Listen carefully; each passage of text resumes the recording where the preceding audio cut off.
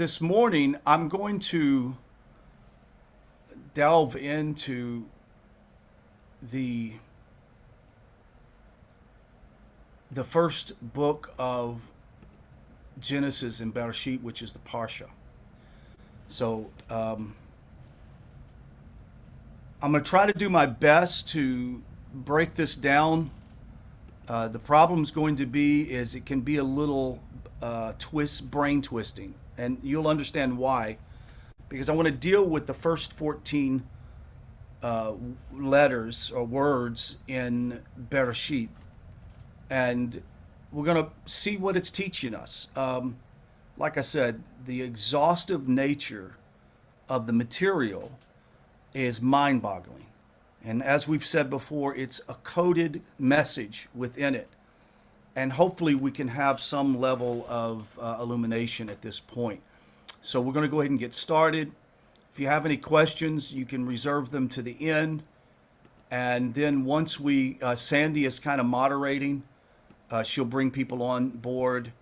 You guys feel free to answer text and stuff, but I'm going to be really focused on getting the information out, so I probably won't have time to see the text themselves. So we'll start, and then we'll take and at some point we'll break off and end up Thursday morning completing the concept. The text of Bereshit, as I said before, the Bereshit is a very intimidating text.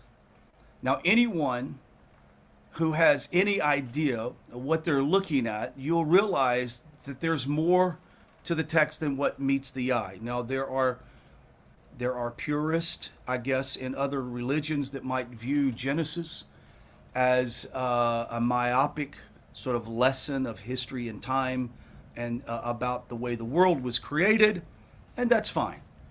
But we want to take what the sages have taught us in the oral tradition that is written on paper and see what it does illuminate to us and show us. We're going to discover and uncover things that are going to be overwhelmingly profound and beyond words.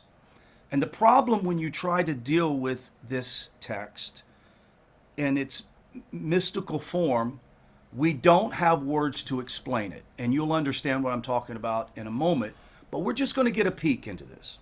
Now, the book of Genesis has 12 parshiot, those sections of parsha that we study every week.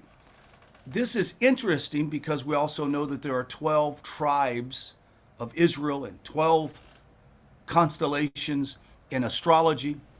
When God said, "Let us make man in our image," it is said that he is speaking with the angels, or he's speaking with the multitude that exists at the time.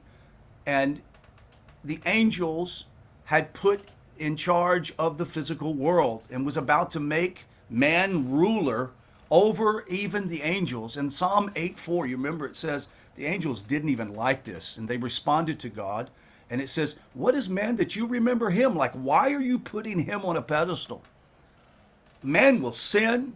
What does God response according to oral tradition? God said to the angels, "If you were humans, would you would do worse."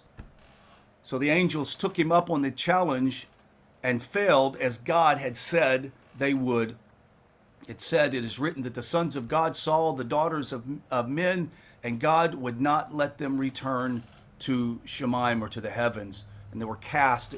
Uzzah and Azael was cast to the far east and bound up.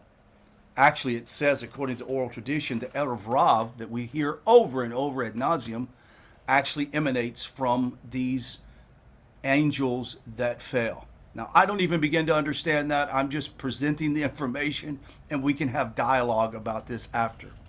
The first day, God creates light and separates light from darkness and day from night.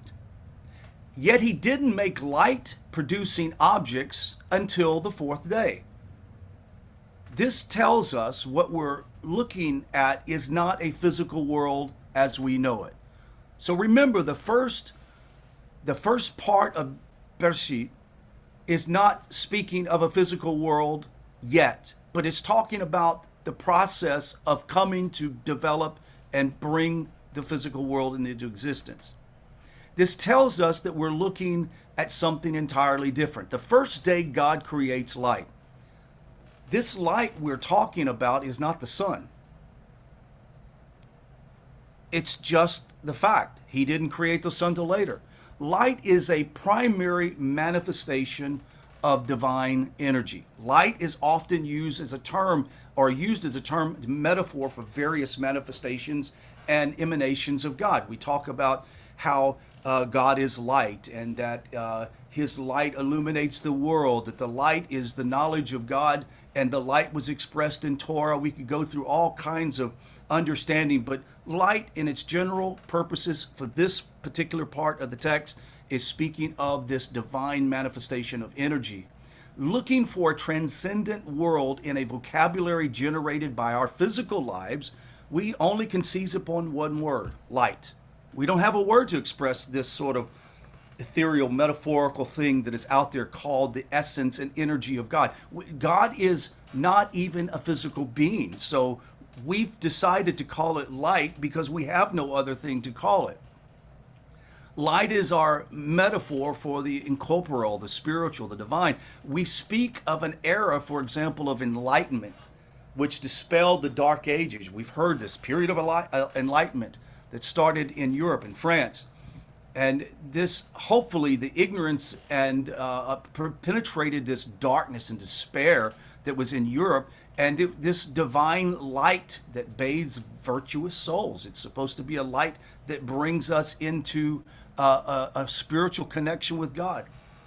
Now, light itself straddles the defining line that runs between the physical and the spiritual. So when it says that he created light, or he brought out light, remember that this is an expression of divine essence.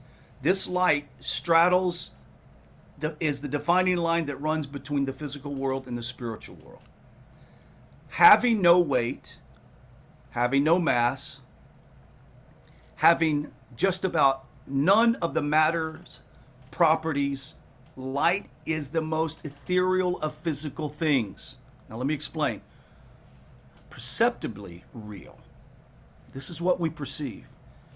Yet free of the qualities we ascribe to the objects of our perceptible universe. Follow me. Light serves as a bridge or allegory between a mind grounded in a material environment and the metaphysical abstraction it contemplates. Now I'm going to use an example to help you understand what I'm talking about.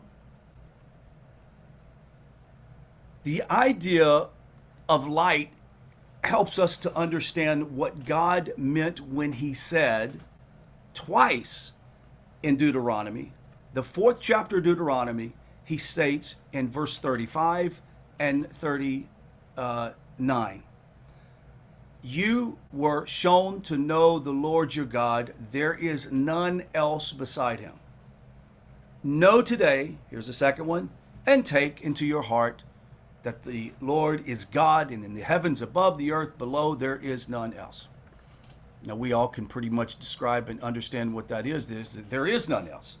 There means that there is none else. Indeed, they explain to maintain there are existence, and this is what most of humanity has done, to say, well, this means that since he says there's no one else, there must be an existence of other gods. Have we heard that before? He's not saying that there isn't a God. He's saying there's no other God but him. Like he's numero uno. This is not what it's saying. We understand what it's talking about, that nothing exists outside of him. No illumination, no knowledge, no wisdom exists outside of God. And we're going to deal with this whole perception. This is a perception that we are outside of God, and that the universe is outside of God. This is going to be a mind blower in a moment. Now, ultimately, one is saying that there is more than one God ruling the world? Of course not. To say that there is a God with the power to create and destroy the universe, punish the wicked, reward the righteous, causes galaxies to spin and crops to grow, but that there also exists a single thing not under his control is to deny the existence of God himself. Now, the 14 words that I mentioned before in Bereshit, they that speak of the worlds that were created and destroyed before our own is written. We've talked about this before, that there were other worlds or creations or manifestations of the existing worlds prior. I don't even begin to understand that. But here is what we have. It says that the world was unformed and void. Speaks of devastation, which was left by the primordial shattering of the vessels. That's mentioned in Kabbalah, that the shattering of the vessels, and I'm going to help you understand why it's so important for us to do tikkun and how much easier it is to do tikkun now than what it would have been before. This verse has 52 letters in it. It is a hint to the sacred name of God. There are 52 letters in holy and the sacred names. The numerical value of the expanded form of the holy name of God, Yud-He Vav-He, is spelled out in these 52 letters in the sacred names of God. One must deeply scrutinize with their soul in order to correct it from lacking and blemishes so as to receive the divine abundance. That means that as human beings from the very beginning of time after the fall of Adam, mankind had to deeply scrutinize their soul in order to differentiate between what is perceived and what is real. And this will result in freedom from one's sort of egotistical nature and bring one to godly consciousness. That's the goal. We need to do this as our souls are damaged in the process known as the breaking of the vessel. Now, you'll understand this a little bit better in a minute. One needs to scrutinize their thoughts and speech and action so as not to break the vessel that you've been put into. Yes, we perceive our own existence and the existence of the myriad of objects and forces we call the universe. But this is our finite and subjective perception of reality. If we could observe reality from all the transcendent perceptions or perspective of the Creator himself, we would see the world devoid of selfhood and being. Meaning that you've heard the phrase that God concealed himself. You're going to understand why this concealment is important. If the eye were allowed to see the life and the spiritual content flowing from the utterance of God's mouth in every creation, we would not see the materiality, the grossness, and the tangibility of our creation, the temporal nature of our creation. For it would be utterly nullified in relationship to the divine life force. That means that if Hashem did not conceal himself, the world itself would fail to exist. If we could see it through the divineness of God, the world that we live, we recognize that that is our perception of the world. Have you heard that perception is perception is truer than reality to some people? They perceive something, so it's therefore real. Like if somebody comes to you with a concern, I perceive this or that. Well, if they perceive it, it might as well be real. Well, we're finding out and we're understanding that God created this existence, and this is what we perceive. This is what we understand, but there is a whole nother element of understanding, and you've all begun to tap into it while studying Torah. Light exists. We regard light as an entity distinct from its emitter, distinguishing between luminous bodies and its luminous expression. An observer on Earth, for example, perceives both the sun and the light that extends from it. And hence, our dictionary includes both the terms sun and sunlight. But what would be the perspective of an observer? Say you or I could go into the sun. What would we perceive? Sunlight as an existence distinct from our sun? Well, obviously not. Light, by definition, has a source and its destination, an emitter and an observer. Light is information, a communication from one thing to another. Are you following me? The sun communicates what to us in the solar system? It communicates light, illumination, energy, sustenance, etc., etc., etc. Very much gives us the physical explanation of Hashem in the world. A communication from one thing or the light then exists only in relationship to to that which is outside of its source, but not in relationship to the source itself. If sunlight is defined as the sun's luminescent expression, then it cannot be said to exist within the sun. Light doesn't exist in the sun, where the very notion of expression is superfluous and meaningless, meaning that the sun in itself, the sun isn't light, but the sun expresses light. Does that make sense? Are you following? Now, does this mean that the entity that we call light begins outside of the sun? Again, the answer is obviously no. The sun itself is not dark. The luminescence that extends from it certainly pervades it. It is just the concept of light, of light has validity and meaning only to the observer who is outside of the source, who is not at the sun. Only the one observing it and feeling it can explain its light. Lacking sustenance and substance on its own, light exists only insofar as it serves as a function to carry information and effect from its emitter. Light then both exists and does not exist at the same time, depending on the context in which it is viewed. It goes from non-existence to existence, not by existence, not by undergoing any intrinsic change, but simply by being observed from a different vantage point, a point in relation to which its function is significant. Our world is light admitted by God, an expression of his omnipotence, a revelation of his majesty. As light, the created reality has no substance on its own, no intrinsic being. Its existence is defined solely by its function to express and reveal its emitter. The revelation that we see in Genesis 1, where it says, "And God created light," it meant that he placed his wisdom, his expression into this physical realm that we call, or our perception of the physical realm that we call the world in creation.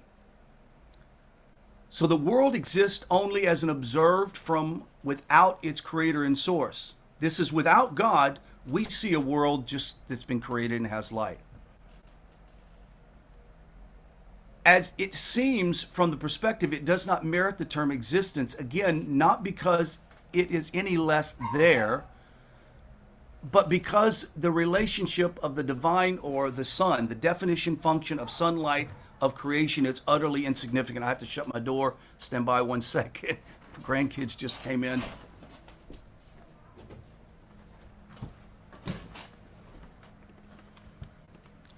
Okay, I'm back. The Bible twice reiterates the exclusivity of God's existence, twice in the same chapter, proclaiming that there is no other God other than he. For there are two paths by which man may come to appreciate the nature of reality, vis-a-vis the divine, from the top down or the bottom up. For example, the revelation at Sinai was a brief foretaste of a future world, a world in which all masked and superimposed perceptions will fall away.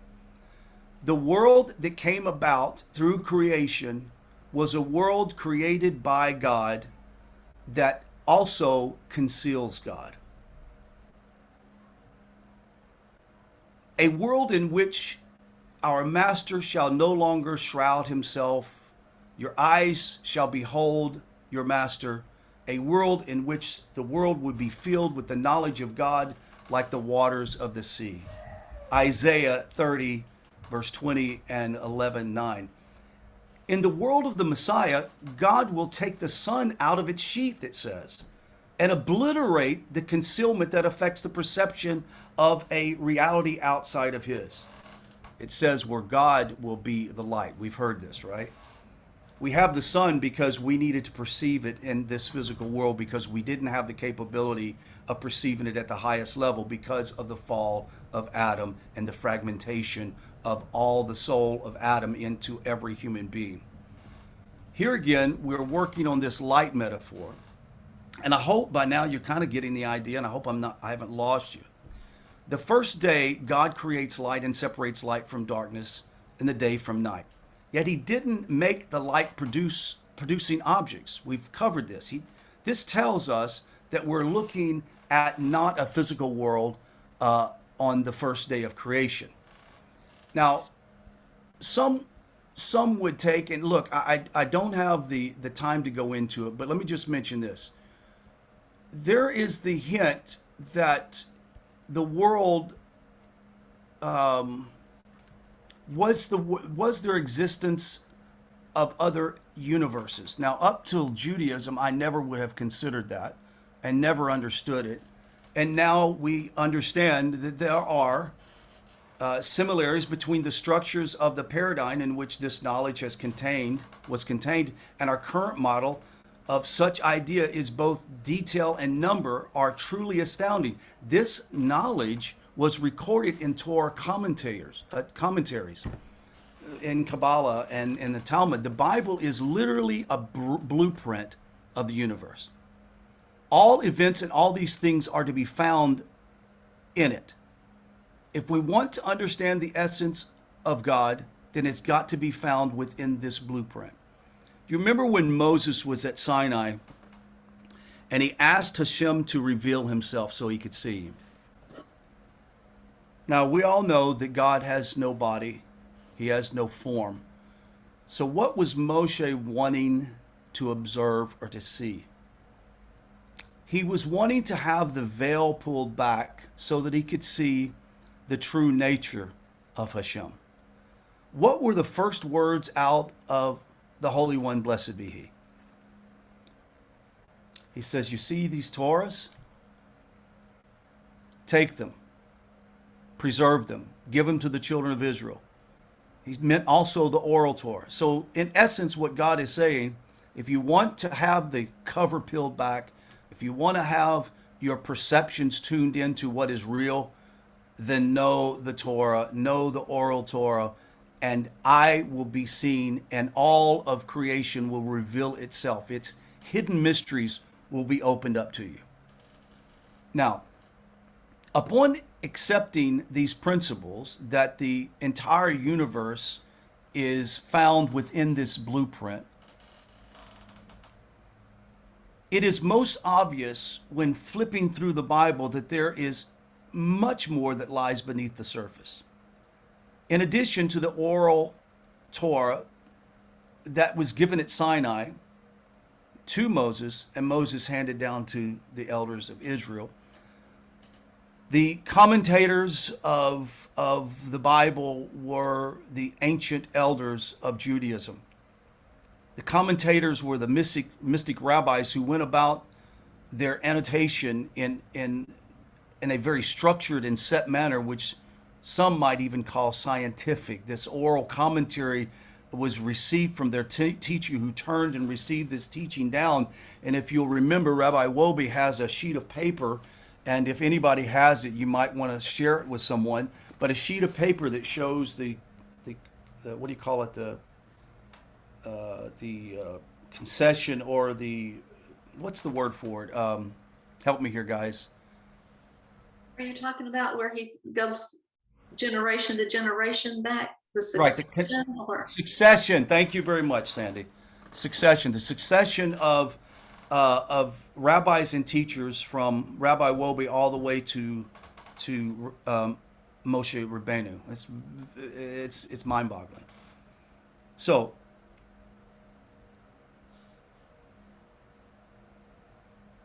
it was an unbroken succession of teaching. This oral commentary they received from their teacher, who turned and received their teaching to their teacher in unbroken period of time, all the way down to now. Every letter is explained on an individual basis in with the commentary. Every word is individually explained, and then explained in terms of the sentence or overall context in which they are to be found. The numerical value of the letters help to point out the correlations in the text, along with many other techniques found within Torah study. Commentary on the Bible is thus not the interpretation that most conceive it to be. It provides insight which exists in and of themselves, but which the layman is unable to catch on his own, lacking the knowledge and information which the commentators receive in the oral tradition. Having been made aware of these things, the layman is able to study the Bible on deeper levels with the aid of a good rabbi or a teacher that understands the access to all of the commentaries. Now, perhaps the most important fact, which is made clear from the start, the biblical year of 570 and et cetera, in which we find ourselves today, corresponds to everything that is current from the sixth day on. Everything existed prior to the sixth day is at another level far beyond our reality and understanding. It was only after Adam was created on the sixth day that we began the biblical calendar. So when someone feels a little tinge off by saying, well, I believe in the biblical calendar and that we're 6,000 years, et cetera, yes, but you have to realize that 6,000 years started at Adam's, at the sixth day. Perhaps the most important fact is this. Thus far, the universe itself that we're concerned about is an age of 6,000 years. That's what we're coming up on. Our calendar does not concern itself with these 6 days, as the ultimate purpose of the Bible goes far beyond this speculation. Now, the purpose of creation is a physical and practical one. Thus, our perception of time should concern that time which concerns us as human beings. Nevertheless, the first 6 days of creation obviously were as much of importance and in and of themselves. A distinguishment that is made between heaven and earth is to be found only in the literal translation, which acknowledges the world, or the Shemaim, as we understand, refers to the spiritual world. So this is talking about from Genesis 1 to the first day or the sixth day, is speaking of a spiritual level, a whole other universe that exists outside of our perceived reality. The Midrash in Vayikra Rabbah 29:1 also separates the two in examining the last three things which were created: the entire universe and the laws of nature, the nefesh, that is the soul of animals and humans possess the same, and then finally, at the very end of the 6 days, the neshama, the human soul. In Deuteronomy 32, verse 7, Moses ends his speech towards the children of Israel by saying that if you want to see the fingerprint of God in the universe, consider the days of old, the years of many generations. The Rambam, Noahides, explained that these verses refer to the distinct periods of time. The days of old refers to the first days of creation. Interesting. Whereas the years of many generations refer to everything that occurred succeeding Adam. It is evident then that there is something different about the seventh day of creation which separates it all from the sixth. And if you really want to further complicate things, we're going to talk about the eighth day. Remember the whole, and on the eighth day this existed, and on the eighth day this happened, circumcision on the eighth day. And we all know that after the millennial reign of Mashiach in the world and God as king of the universe, then we have an eighth period of time that no one even knows what it is. It stands outside of time and space. Rav Levi said in the name of Rav Chama ben Hananiah that God created three objects on each day of creation. The first day, God created heaven, earth, and light. The second day, the firmament, Gehenna, and the angels. The third day, God created trees, herbs, and Gan Eden. And on the fourth day, the sun, moon, and the constellations. The fifth day, birds, fish, and Leviathan. We can get into Leviathan later on. On the sixth day, Adam and Eve and moving creatures. Rav Pinchas said that on the sixth day, 6 were created. Adam and Eve, creeping creatures, cattle, wild animals, and demons. The light of the first day was completed on the light of the first day was completed on the fourth day, with the objects that manifested light. The firmament, clouds, and the ocean on the second day was compiled on the fifth day. The observer over this idea of the Big Bang Theory recognizes time as a dimension.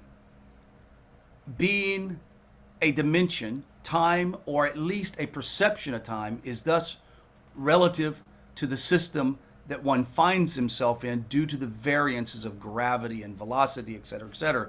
A day on the planet may be equivalent to 10 years on another.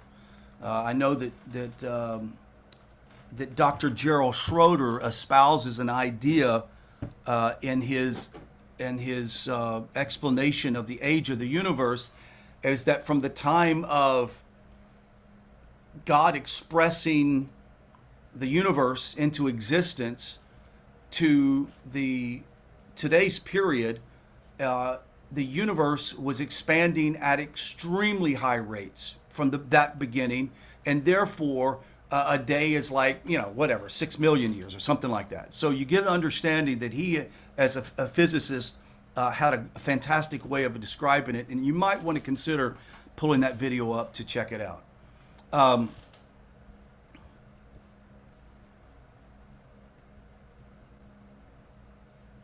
Let's go on. I'm going to go down a little bit.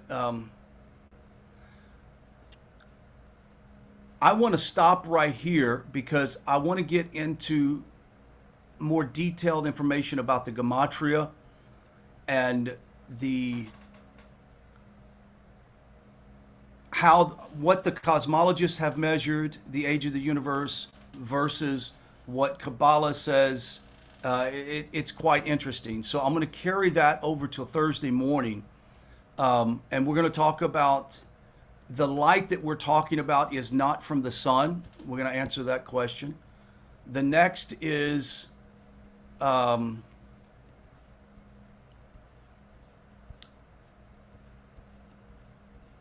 going to get into the details of this whole idea of the firmament and the heavens, et cetera, et cetera. How we find out that there's coded information that is in there talking about the components of photosynthesis and light and water and carbon dioxide corresponding to three basic components of creation. So it's going to be pretty interesting. So let me stop right here and take some questions or open up for discussion.